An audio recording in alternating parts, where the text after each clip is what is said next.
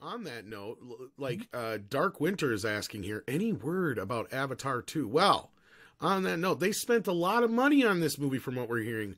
Anywhere between $400 and $500 million. And I've also been hearing a rumor that they spent close to that on Indiana Jones. So, those two things coming up here are a big deal for them. Chris, you have seen Avatar: Way of the Water. What way does the water go, my friend? Well, first of all, good morning to you all, or later in the evening for Andre and everybody. Just want to say hello. Thanks for being here. Thanks for having me. I went to see Avatar: Way of Water yesterday, and I just got back. It is a long movie, but let me just say, my reaction is, it's every flaw of every Avatar or every James Cameron movie you've ever seen. Oh, no. The ending drags. The dialogue makes you feel stupid. There are just in fact, the screening I was at, I saw it with about 15, 20 other people, critics, in a room that maybe seats 500. And the publicist had to come in to tell them to be quiet because they were laughing so much. Oh my God. Okay. The dialogue is just god awful. And the logic, there's a huge logic thing that just defies logic that happens at the very end of the movie. And the beginning kind of catches you up. It really is a direct sequel. Like directly after the events of the first Avatar, you kind of catch up with Jake Sully and his family. He now has 4 children, 2 boys and 2 daughters, and one is effectively the soul of Sigourney Weaver's character from the first Avatar. We're told. They didn't have to de-age the avatars like they did Indy or anything. Well, they do. Sigourney Weaver's face is on this little girl's face. Oh, okay. And it's her voice, but modulated in a way that makes her sound younger. But Chato thought he was joking. I was joking. Yeah, well, I'm not joking. I'm not joking. Speaking of the length, speaking of jokes, somebody in the chat said that Chris is still watching Avatar. That's how long. I'm still watching it. I'm going through the credits as we speak. No, look, here's the thing. Here's what I will tell you, though. In spite of the length, I was never bored. It felt, especially the first half of the movie, feels very episodic. They could have cut this into 6 30-minute episodes of a series because it does feel like I watched a season of the Avatar television show. That doesn't really. A lot of things happen. So, but I was never bored. And here's the thing. This movie is incredibly flawed. And in a way, it's kind of like James Cameron threw in the blender every movie he's ever made. The first Avatar, Aliens, Abyss, Terminator, so many he just sort of threw in the blender, and Titanic, even Titanic of all things. You've seen some scenes of the trailer. It's like, yeah, there's a ship that capsizes, but in spite of all of that, I had a great time. It was fun.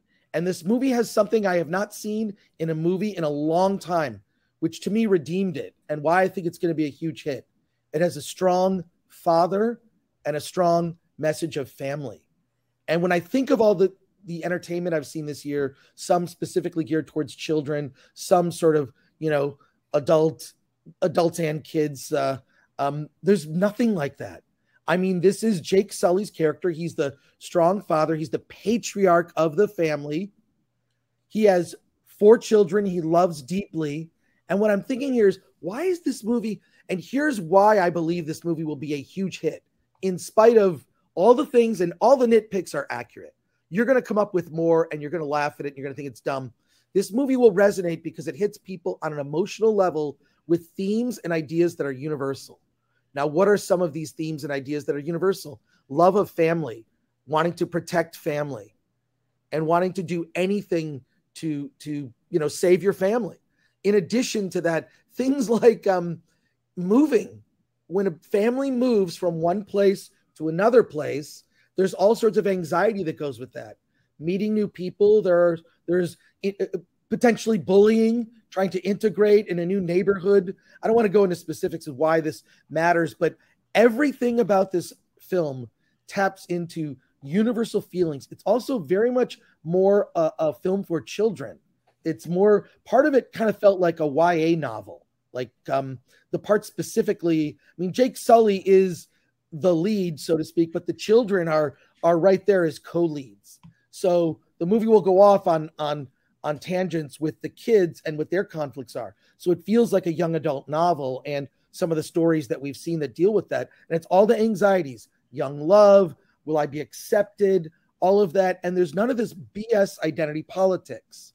You know, for example, everyone's blue. Now, what's funny is you find out there's different shades of blue. There are different types of the species from Pandora. There's different types. And the only thing I thought they can have a racial thing or what? No, there's none of that. There's nothing woke in this. There's just that's nothing good woke. At least. But also, like, James Cameron, back to his first movies, has always had strong female leads, but they were strong women, not male characters, and then they cast a woman, right? He's always had strong women in his movies, and that is true in this. Nothing's different. Tony Soprano, the actress who plays Tony Soprano's wife, is a general in this. I don't think she's very good. Some of the performances are really, really, like, just a couple of actors I thought were really bad. But in spite of that, this is going to appeal to families. It's going to get people, like, kids, I think, are really going to love this movie. And I did see it in 3D, and the 3D is exceptional. It's exceptional 3D. Like, I'm glad 3D has kind of died. It's maybe one or two movies a year are even deserving of it, and this in particular. And when you compare this to, we just saw a movie with an undersea civilization. Ryan Coogler should be fucking embarrassed. That everything dealing with Namor and the blue people underneath the sea in this garbage, it looks like they were pooping in their own water. The brown water of, you know, what they rename it? Telecon. It was supposed to be Atlantis, whatever. Telecon, I forget, because I didn't. But the thing is, I also can't wait to see this movie again. I cannot wait to see it again, because compared to what Ryan Coogler tried to do with an underwater civilization, James Cameron, it's just like every image is a freaking screensaver. You know, it's like throwing on a vacation video of the most beautiful scenery you've ever seen. Well, between the two of them, who has actually spent a considerable chunk of his life under frickin' water?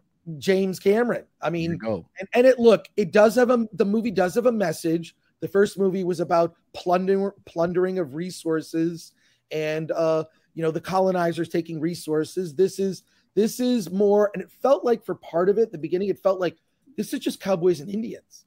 This is like a 1950s, 1940s cowboys and Indians story.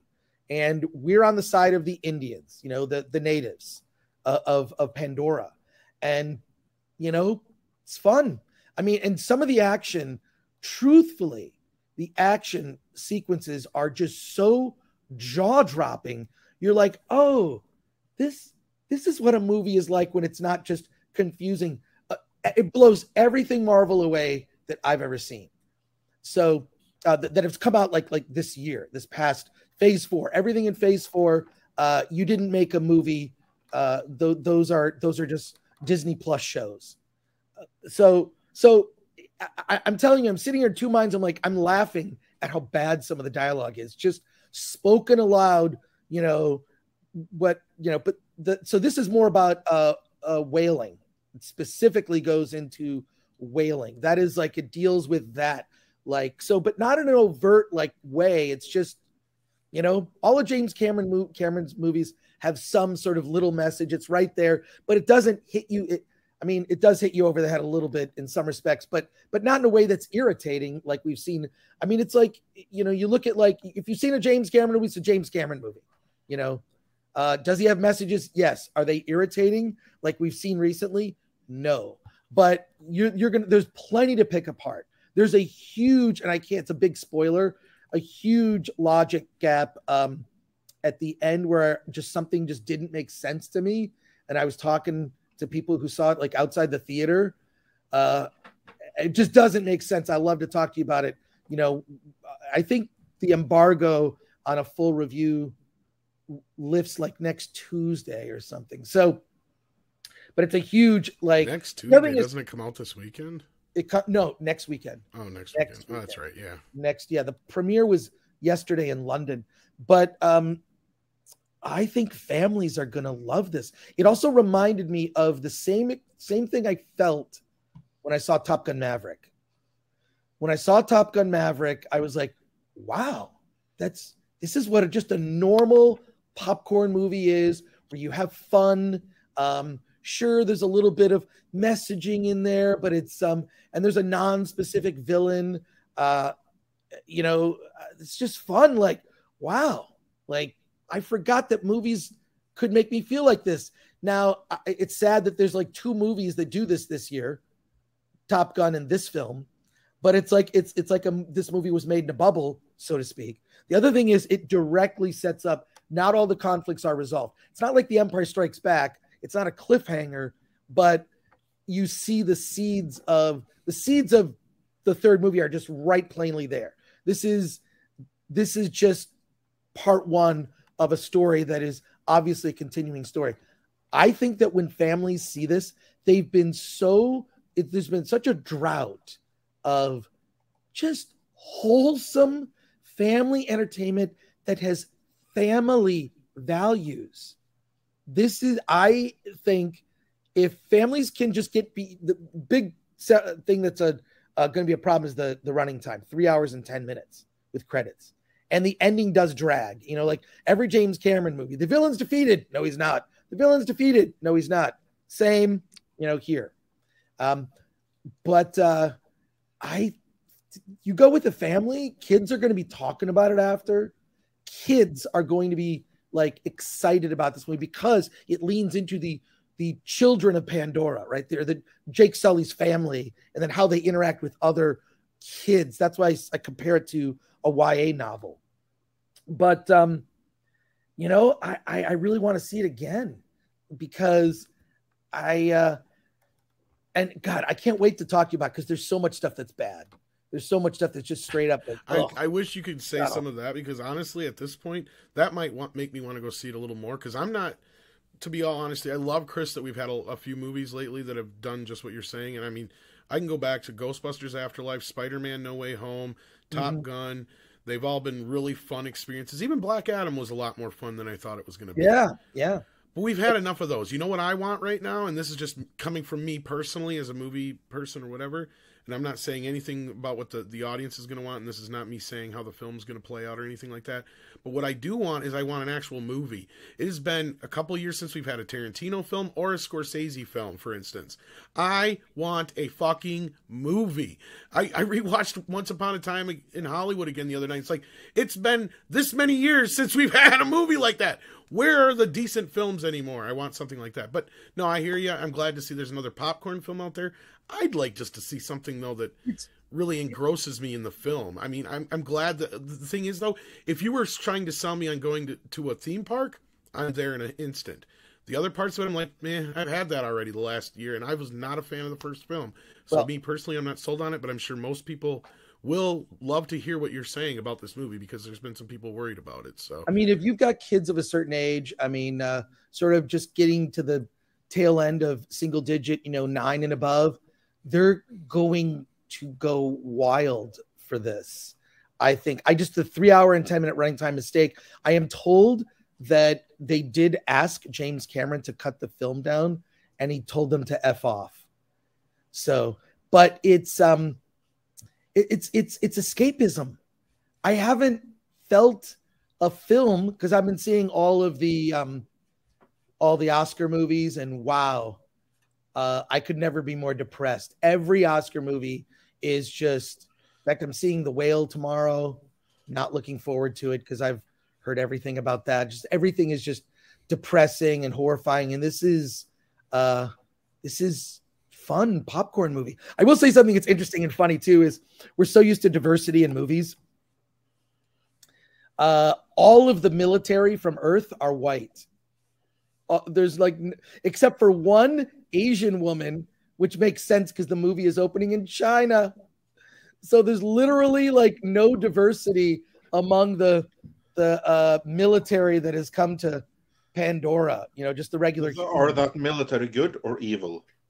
Oh, they're all evil. Yeah. Oh, there you go. No, That's there's explained. there's a couple good ones. There's one played by Jermaine Clement. Is the Asian among the good ones?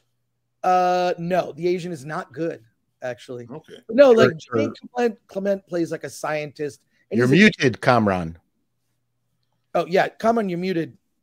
So no, I was just saying. Well, there is a comment in that. There is a comment. There is, you see. I'm glad that there is no overt, dumb political messaging, but there is a comment, a social comment in that where all the bad guys are white people. There is a social comment, and plus an Asian person gets put in with the white people, and in a movie that's about cowboys and Indians and has anti-colonial agendas, right? I'm come from Pakistan. We were colonized. I'm not a pro-colonist guy, right? So I think that's unfortunate because even Star Wars has evolved past that nonsense because now you've got diverse bad guys in Star Wars. Like, you've got a really good black guy who's playing a evil intelligence agent in Andor, right? You've got in Mandalorian, you've got incredible diverse actors playing bad guys because guess what? The Empire was all about bad people of all kinds against the good people.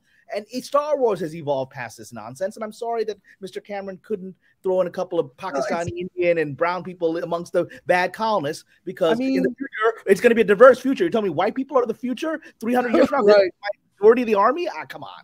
Well, there might have been, but I just didn't notice. It was, and there are other good white earthling characters. I hate even using like those terms just because there's basically the earthlings and there's the people on Pandora. So but they set up a lot of interesting things for the third one. I did not expect to like it. I really went in begrudgingly going, let's get this over with.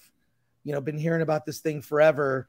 And it's a popcorn movie. And I'm sitting here and I looked over at a fellow critic who I respect quite a bit, who also enjoyed it, Sasha Stone. She does an outlet named Awards Daily. And we're both looking at each other like, that was really dumb, but I'm still having a good time. Like it's sort of like you're that's Cameron. That's all of his. And I wouldn't call his stuff popcorn. I'd call him theme ride.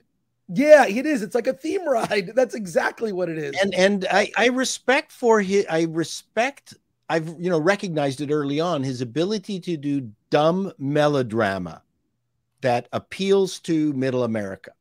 Yes. And without any kind of apology. Yeah, he doesn't care. This is a family movie.